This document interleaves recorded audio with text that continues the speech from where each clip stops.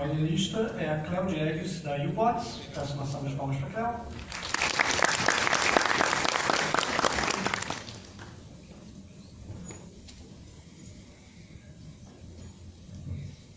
Oi pessoal, boa tarde. Eu vou falar com vocês hoje sobre linguística computacional. Apresentar essa área, funilando o que os guris falaram antes, agora há pouco, sobre diferentes áreas que estão surgindo no contexto do chatbot.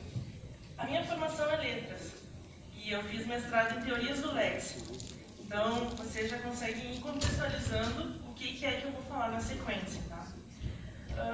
Quando eu falo de linguista, o que vem na mente de vocês? O que é um linguista para vocês? Eu já adianto que eu não vou falar de linguagens de programação, não tem nada a ver com desenvolvimento necessariamente. O linguista, talvez vocês lembrem daquela imagem do Indiana Jones, quem sabe, que faz um estudo histórico e tenta decifrar antigas línguas. Ou então, a imagem do tradutor, lá na Idade Média, de repente, fazendo uma tradução da Bíblia. Tem ainda a função dos retóricos, né, na antiga Grécia. Mas, a partir do século XX, a imagem que se tem da linguística muda profundamente. E agora eu vou introduzir para vocês aqui um rápido resumo da origem. Deixa eu passar. Da onde vem essa aplicação que se faz hoje em dia, computacional à linguística? Tá? A partir do século XX, a gente começa a ter um estudo da língua como um objeto natural. Passa a ser uma ciência passível de sistematização, de ser estruturada, de ser entendida como realmente funciona e não do ponto de vista normativo. Por exemplo, quando nós estudamos gramática na língua, a gente aprende o que deve ser. E a linguística ela vai nos dizer como a língua é, e não como ela deve ser. Então aqui tem uma série de pontos marcantes durante o século XX, por exemplo, o formalismo linguístico, que vai reduzir as estruturas da língua à sintaxe, à semântica, à morfologia, à fonologia, e nos dizer quais são as unidades mínimas de cada uma desses módulos da linguagem. A gente vai passar do pós-guerra, por exemplo, especialmente na década de 50, por uma tentativa de traduções automáticas mais eficientes. Então aí começa a se ter um enfoque de uma engenharia linguística, por exemplo. Na sequência, a gente tem o funcionalismo linguístico, que nos diz que uma palavra aparece junto com outra por um motivo, não é arbitrário. Ela tem uma função específica para concorrer. E na sequência, conforme vai passando as décadas, especialmente com a popularização dos computadores na década de 90, a gente tem um enfoque na linguística de corpos, ou seja, no processamento textual da língua de um modo automatizado. E aí, finalmente, a gente chega na fase que estamos, que é processamento automatizado da língua em chatbots, em robôs. Tá? Então, aqui eu falo rapidamente para você sobre os pilares. É uma área muito multidisciplinar. A gente traz conhecimentos de várias áreas, hoje em dia, relativamente novas, e aplica no contexto do chatbot. Então, em primeiro lugar, aqui a gente tem o processamento de linguagem natural, que a gente falou durante o evento todo, inteligência artificial, e é fundamental o conhecimento linguístico, ou seja, de estruturas da língua, para alimentar uma ferramenta que funciona com PLM, por exemplo, e assim aumentar a inteligência artificial dela. Se vocês chegam e conversam com um bot, teve alguém por trás que informou o que cada parte da língua, cada partícula da língua significa. Na sequência, a gente tem, e você falou bastante também da curadoria, do processo de fazer a revisão das conversas. Fazer essa revisão implica analisar um volume altíssimo de dados, de texto. E isso inclui a área de análise de dados e análise de corpos. E na sequência, a gente tem, como o Caio falou, o desenvolvimento, aquela pessoa que vai desenhar o diálogo do bot. E hoje em dia, além da área de editoração, a gente fala também do marketing conversacional. Então, aplicando cada uma dessas áreas, as respectivas atividades que incluem o linguista, que incluem o conhecimento do linguista. O primeiro, que é ensinar o robô a falar, digamos assim, é o processo de treino. Então, é importante que o linguista tenha algum conhecimento sobre como funcionam os sistemas baseados em processamento de linguagem natural. Porque vai ser ele que vai dar insumo para essa ferramenta, para esse sistema, entender a língua. Quando tu chega lá e digita uma pergunta para o chatbot, ele vai entender porque alguém antes programou nesse sentido e alimentou nesse sentido também. Esse processamento ele pode funcionar por probabilidade, ou seja, tu dá um conjunto de informações para ele e ele vai gerar padrões e em cima desses padrões ele vai mapear o significado possível de uma sentença. Junto com esse processamento de linguagem natural, com esse tipo de sistema, a gente pode acoplar algumas ferramentas linguísticas.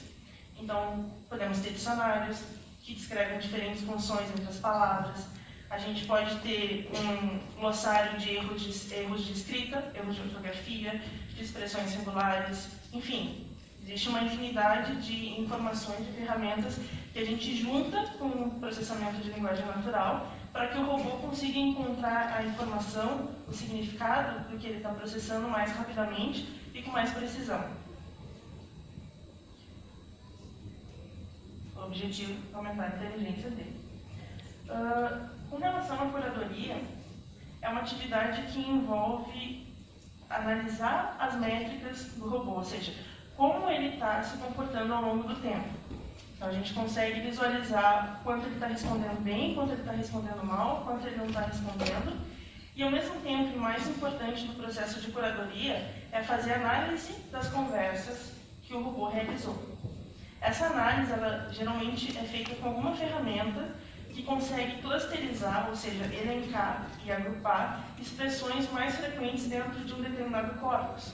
Isso é fundamental para que a gente consiga detectar quais são os problemas de um determinado público. Quais são os problemas mais relevantes, a regra daquele público.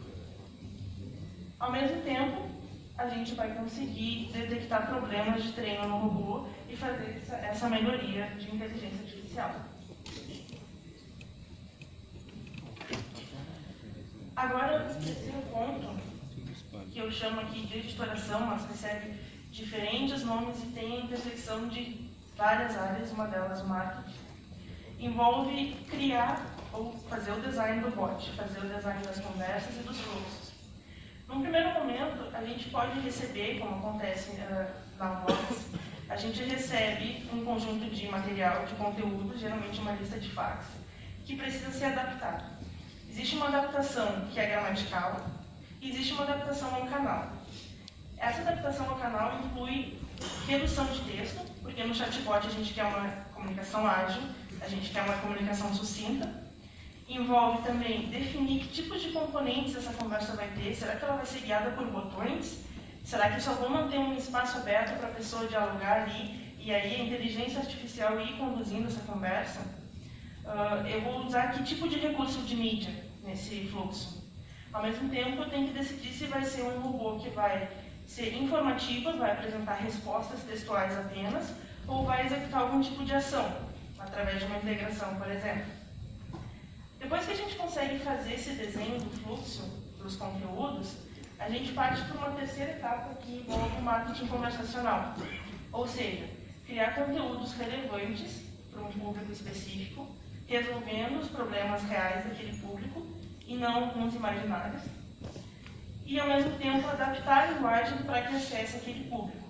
Vem aí toda uma questão sobre criar a personalidade do bot, que é importante para passar a marca da tua empresa, e, ao mesmo tempo, a persona, ou seja, para quem tu está te dirigindo, para que a comunicação seja o mais empática possível e o mais funcional também. Então, em resumo aqui, o processo de editoração envolve tanto aquilo que a empresa quer passar, quanto o seu público-alvo e as necessidades dele. Pessoal, sintetizando a atividade do linguista computacional, aqui com... Deixa eu só terminar a animação. Todos esses três aspectos que eu falei, o treinamento, a curadoria, o processo de editoração e de marketing conversacional, tem essas três metas aqui. Fazer com que o robô seja inteligente, ou seja, que ele consiga compreender o público e acessar as dúvidas do usuário. Tornar um robô relevante, útil. É preocupante quando a gente não olha as principais questões dos usuários e faz com que o robô seja um problema em vez de agregar valor ao atendimento da empresa.